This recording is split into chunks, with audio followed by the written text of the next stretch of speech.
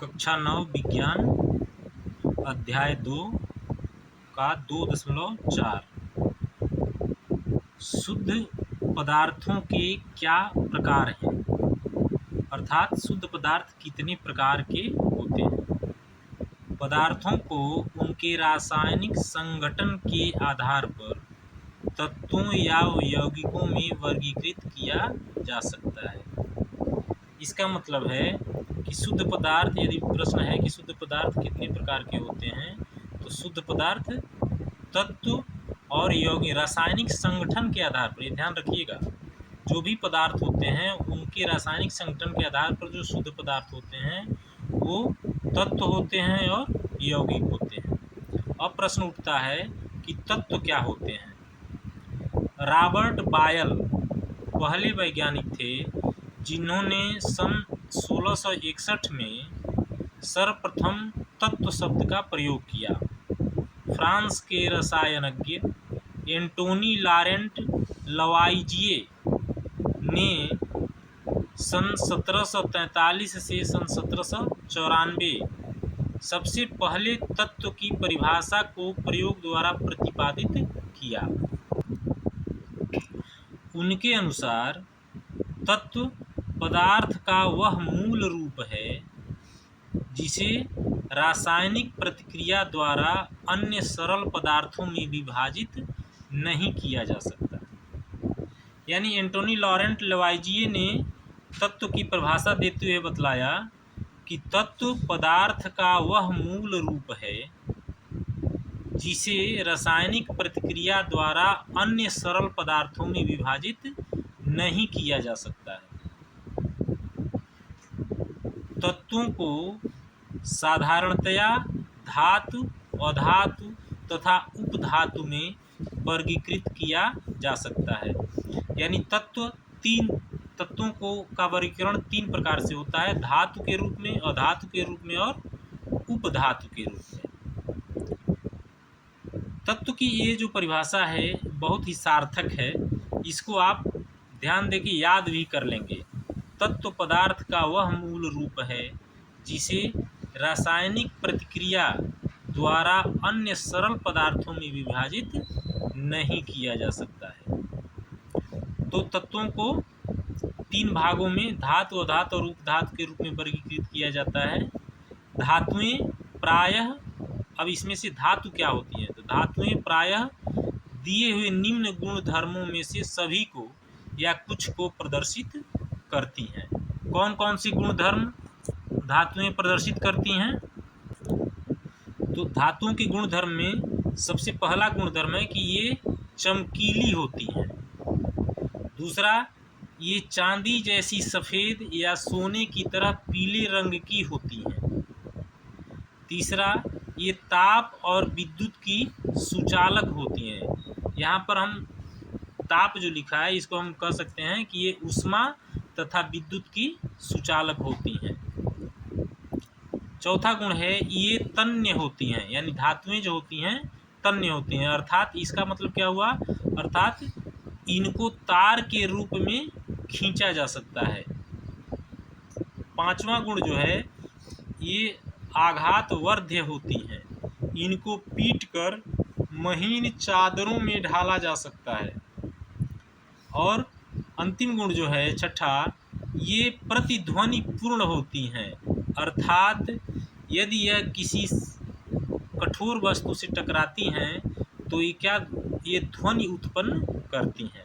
तो आप ध्यान से, पहला गुण चमकीला हो गया, दूसरा यह चांदी की तरह सफ़ेद और सोने की तरह पीले रंग की होती हैं, तीसरा गुण हो गया कि ऊष्मा और विद्युत की सुचालक होती हैं, चौथा गुण होता है कि इनके तार खींचे जा सकते हैं, अर्थात ये तन्य होती हैं, पांचवा गुण हो गया ये आघात वर्ध्य होती हैं, अर्थात इनको पीटकर महीन चादरों में ढाला जा सकता है, और ये ध्वनिक होती हैं, अर्थात ये कठोर पदार्थों से टकराकर ध्वनि उत्पन्न करती हैं।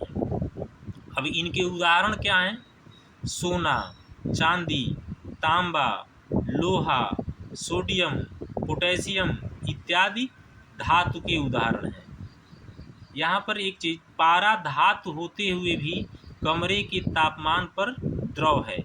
ऐसा यहाँ पर इसलिए लिखा गया है कि जितनी भी धातुएं होती हैं सभी की सभी धातुएं लगभग ठोस होती हैं, लेकिन पारा एक ऐसी धातु है जो धातु होते हुए भी कमरे के तापमान पर द्रव अवस्था में पाया जाता है। उसके बाद दूसरा जो है अधातुएं। अधातुएं दिए गए निम्न गुणों में से प्रायः कुछ को या सभी को प्रदर्शित करती हैं। क्या हैं ये गुण? अधातुओं के गुण क्या हैं? ये विभिन्न रंगों की होती हैं। दूसरा, ये ताप और विद्युत की कुचालक होती हैं। ऊपर आपने देखा कि धातु जो हैं वो ताप यानी ऊष्मा और विद्युत के सुचालक होती हैं, लेकिन अधातुएं क्या होती हैं? ये ताप और विद्युत की कुचालक होती हैं। उसके बाद से ये चमकीली, प्रतिध्वनिपूर्ण और आघातवर्ध्य नहीं होती हैं और तन्य भी नहीं होती हैं। यानी आप देख रहे हैं कि धातुओं की उल्टा इनका गुण है। उदाहरण क्या है? Hydrogen, oxygen, iodine, carbon, carbon का कोल और कोक जो होता है वो कार्बन है, ब्रोमीन, क्लोरीन इत्यादि अधातुओं के उदाहरण हैं। कुछ तत्व धातु और अधातु के बीच के गुणों को दर्शाते हैं। इन्हें उपधातु कहा जाता है, जैसे बोरान, सिलिकॉन, जर्मेनियम इत्यादि। ये उपधातुओं के उदाहरण है। उपधातु किसे कहते हैं? जो धातु और अधातु दोनों के बीच का गुण प्रदर्शित करते हैं, यानी लगभग दोनों के गुण प्रदर्शित करते हैं, उनको हम उपधातु कहते हैं। जैसे उदाहरण के तौर पर बोरान, सिलिकॉन और जर्मेनियम जो हैं ये उपधातुओं के उदाहरण हैं। इसे भी जानें। अभी तक ज्ञात तत्वों की संख्या 100 से अधिक है। मैं आपको बतला दूं कि अभी तक ज्ञात जो तत्व हैं वो 118 हो गए हैं।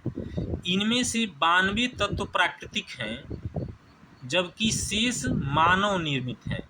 यानी 92 तत्व जो हैं वो प्राकृतिक रूप से पाए गए हैं, जबकि इसके अतिरिक्त जो तत्व हैं वो मानव द्वारा बनाए गए हैं। अधिकतर तत्व ठोस होते हैं। ये जितने भी तत्व हैं उसमें अधिकतर तत्व ठोस होते हैं। 11 तत्व कमरे के तापमान पर गैसें हैं। ये याद रखने की ज़रूरत है कि कमरे के तापमान पर यानी लगभग 25 डिग्री सेंटीग्रेड पर 11 तत्व जो हैं कमरे के तापमान पर गैस हैं। 2 तत्व पारा तथा ब्रोमीन कमरे के तापमान पर द्रव हैं। यानी जितने भी तत्व अब तक खोजे गए हैं उसमें से 2 तत्व ही कमरे के तापमान पर द्रव अवस्था में पाए जाते हैं, जिसमें पारा जो है धातु है और ब्रोमीन जो है अधातु है। 2 तत्व और हैं गैलियम तथा सीजियम तत्व जो हैं कमरे के तापमान यानी 303 केल्विन से कुछ अधिक तापमान पर द्रव अवस्था में आ जाते हैं, द्रव अवस्था में पहुंच जाते हैं। इसीलिए कहा जाता है कि गैलियम और सीजियम को यदि आप अपने हथेली पर रख लीजिए तो यह पिघल जाते हैं। यानी 25 डिग्री सेंटीग्रेड पर तो ये द्रव अवस्था में होते हैं, ठोस अवस्था में होते हैं, लेकिन ज्यों ही इसका तापमान लगभग 30 डिग्री सेंटीग्रेड के करीब होता है, 303 केल्विन का मतलब आपका 273 में यदि आप 3 जोड़ दें, 303 से 273 घटाएं तो लगभग 30 डिग्री सेंटीग्रेड होगा। तो 30 डिग्री सेंटीग्रेड से अधिक तापमान पर ये द्रव अवस्था में बदल जाते हैं। अब रासायनिक रूप से अगला जो शुद्ध पदार्थ है वह है यौगिक। एक यौगिक वह पदार्थ है जो कि 2 या 2 से अधिक तत्वों के नियत अनुपात में रासायनिक तौर पर संयोजन से बना होता है। यानी यौगिक यदि आप परिभाषा लिखना चाहें तो आप लिख सकते हैं कि यह पदार्थ जो 2 या 2 से अधिक तत्वों के नियत अनुपात में रासायनिक तौर पर संयोजन से बनता है यौगिक कहलाता है। जब दो या दो से अधिक तत्व आपस में मिलते हैं तो हम क्या पाते हैं। अब इसके लिए हम क्रियाकलाप 2.4 देखते हैं। कक्षा को दो समूहों में विभक्त करें। दोनों समूह को 50 ग्राम लोहे का चूर्ण और 3 ग्राम सल्फर एक चीनी मिट्टी की प्याली में दें। ध्यान दीजिए, 50 ग्राम लोहे का चूर्ण है और 3 ग्राम सल्फर है, उसको अलग अलग चीनी मिट्टी की प्याली में देना है। समूह एक से क्या कहा गया है, समूह एक क्या करेगा, लोहे के चूर्ण और सल्फर पाउडर को पीस कर मिलाएं। यानी लोहे के चूर्ण और उसको पीस दिया जाए और पीस के उसको मिला दें। समूह दो को क्या करना है, लोहे के चूर्ण और सल्फर पाउडर को पीस कर मिलाएं। मिश्रण को तीव्र ताप पर लाल होने तक गर्म करें। यानी अब उसको समूह एक को तो पीस कर केवल मिलाना है, लेकिन समूह को पीस कर मिलाना भी है और उस मिश्रण जो तैयार हो रहा है उस मिश्रण को हम लाल होने तक गर्म करेंगे। अब ज्वाला को हटा दें तथा मिश्रण को ठंडा होने दें। मैंने जिससे हम गर्म कर रहे थे उसको हटा के मिश्रण को पुनः ठंडा होने दें। समूह एक और दो प्राप्त सामग्री में चुंबकीय गुण की जांच करें। यानी चुंबक की सहायता से उसको हम टच करें कि जो पदार्थ बना हुआ है, मिश्रण जो बना हुआ है, वह मिश्रण चुंबक के पास आ रहा है कि नहीं आ रहा है। जांच करें कि क्या सामग्री चुंबक की ओर आकर्षित होती है। दोनों समूह द्वारा प्राप्त सामग्री के रंग और बनावट की तुलना करें। प्राप्त सामग्री के एक भाग में कार्बन डाइसल्फाइड मिलाएं। जो मिश्रण तैयार हुआ है उस मिश्रण में हमको क्या करना है, कार्बन डाइसल्फाइड मिलाना है, CH2। मिश्रण अच्छी तरह मिलाएं तथा छान लें। प्राप्त पदार्थ के दूसरे भाग में तनु सल्फ्यूरिक अम्ल या तनु हाइड्रोक्लोरिक अम्ल को मिलाएं। इस क्रियाकलाप के लिए अध्यापक का निर्देशन आवश्यक है। चूँकि इसलिए आवश्यक होता है कि सल्फ्यूरिक अम्ल या हाइड्रोक्लोरिक अम्ल बहुत ही तेज होता है, ये इससे हमारी त्वचा को नुकसान पहुंच सकता है। इस क्रियाकलाप को लोहा तथा सल्फर तत्वों के साथ अलग अलग दोहराएं। अवलोकनों को नोट करें। यानी जो चीज़ हमको दिख रहा है उसको हमको नोट करते चलना है। इतना करने के बाद अब उत्तर दें। पहला, क्या दोनों समूहों द्वारा प्राप्त सामग्री दिखने में समान है। दूसरा, किस समूह द्वारा प्राप्त सामग्री में चुंबकीय गुण विद्यमान है।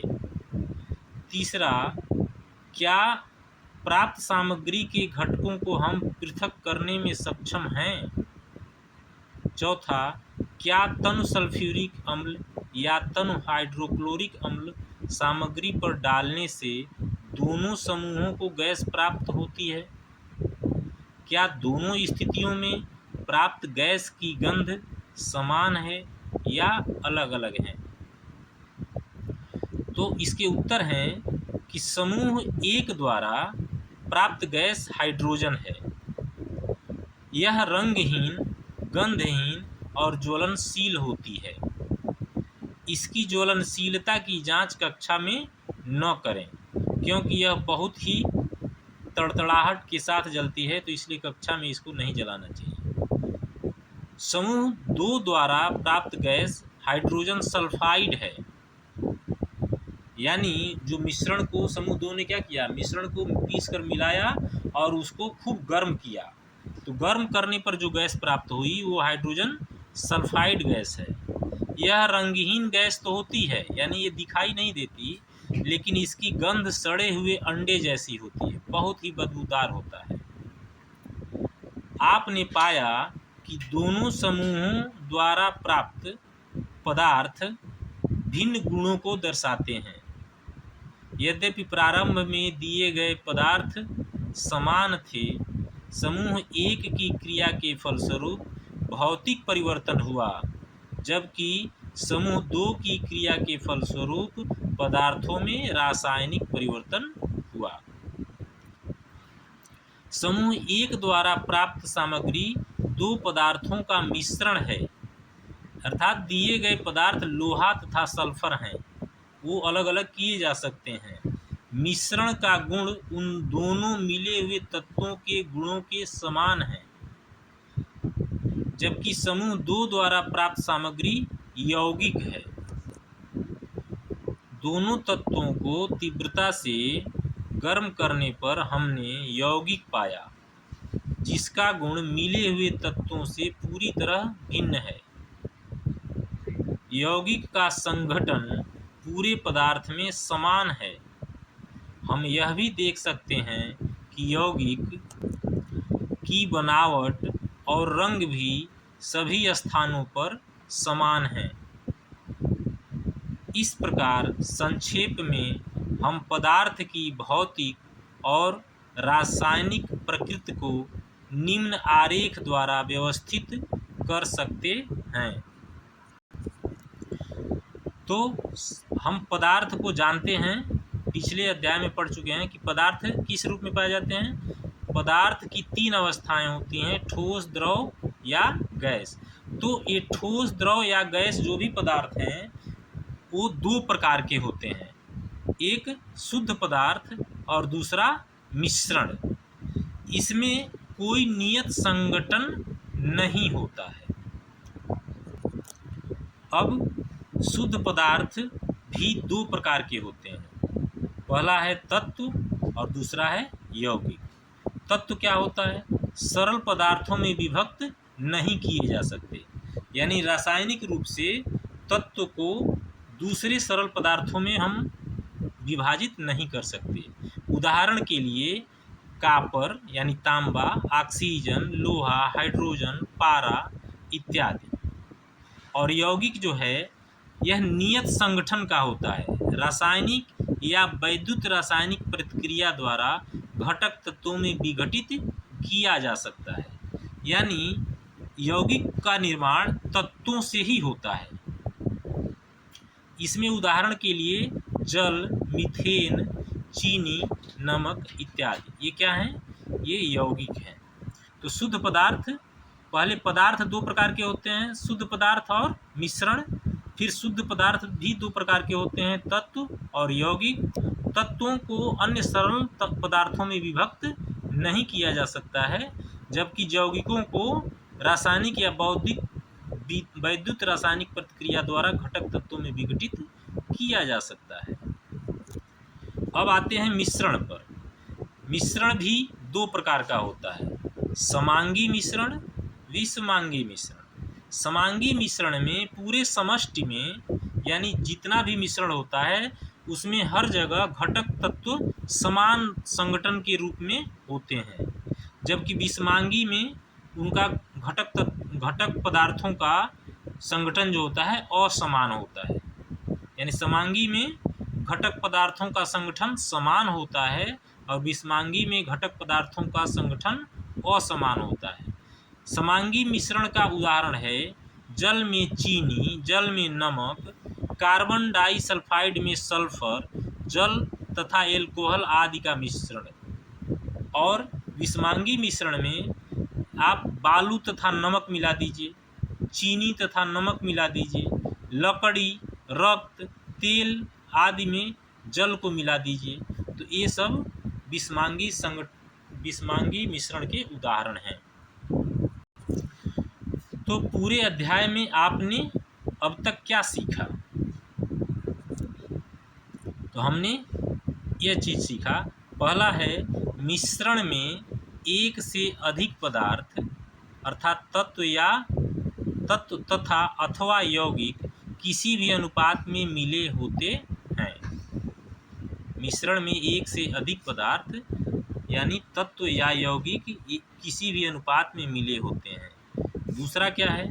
मिश्रणों को पृथक करने के लिए उचित विधियों से शुद्ध पदार्थों में पृथक्करण किया जा सकता है।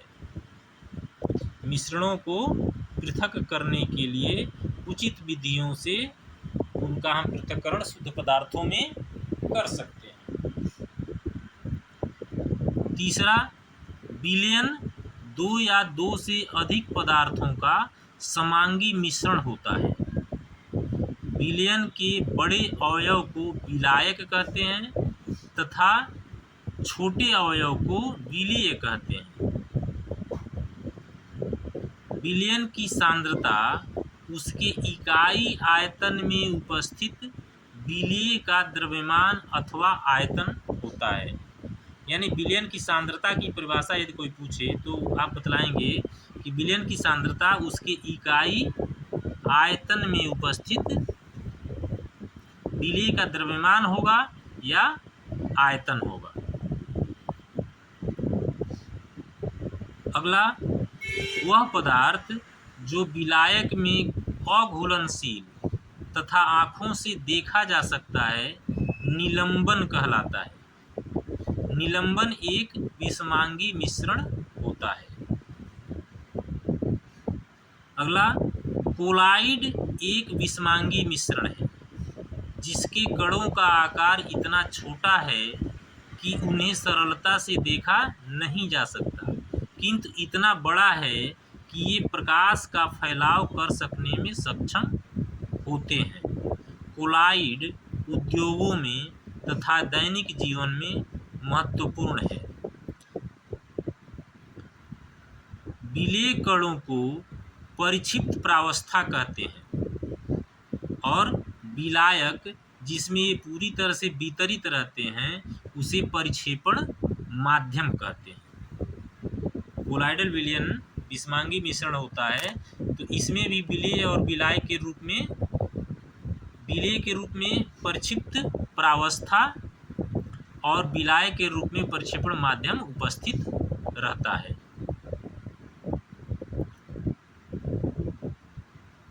अगला जो है, शुद्ध पदार्थ तत्व या यौगिक हो सकते हैं।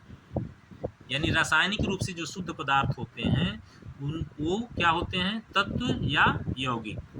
तत्व पदार्थ का मूल रूप होता है जिसे रासायनिक क्रिया द्वारा अन्य सरल पदार्थों में विभाजित नहीं किया जा सकता है। यौगिक वह पदार्थ है जो दो या दो से अधिक तत्वों के स्थिर अनुपात में रासायनिक रूप में संयोजन से निर्मित होता है। अगला जो है, यौगिकों के गुण उसमें निहित तत्वों के गुणों से भिन्न होते हैं, जबकि मिश्रण में उपस्थित तत्व और यौगिक अपने अपने गुणों को दर्शाते हैं। तो इस तरह से अध्याय 2 पूरा हुआ। अब हम अगले वीडियो में इसमें निहित जो प्रश्न हैं, अभ्यासगत प्रश्न, उनको हम हल करने की कोशिश करेंगे।